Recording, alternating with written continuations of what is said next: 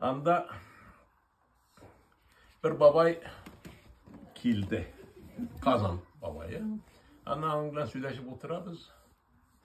Malay etti. Siz dilini kaya öğrenesiz. Amin ettim. Bizde üydegine mektup yok mu? Yok. Gazet yok. Kitap no. Bir küp. Radyo yok. Televizyon yok. Ama o ala işi kitip tınlap durganda biz bir Sibir'den kelgen. Ondan ben eğlendirdim. Sibir'e. Baktı. Anı kaya öğrendim. Mektepte bizde mektep yok, bizde birini yok. Üydegine. Baba yıladı. Olaydı. Bizde bunda hemmesi var. Sen bizden yaxşı söyleysin.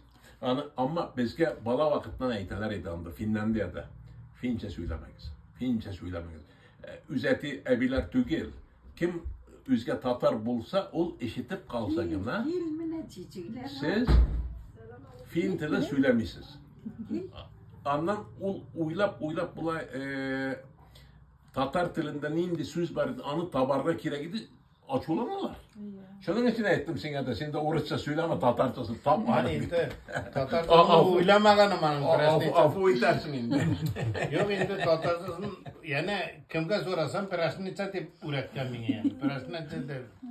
Indi Urçık mesele özümüzünün kabalap. Teşekkürlerden aldık deyip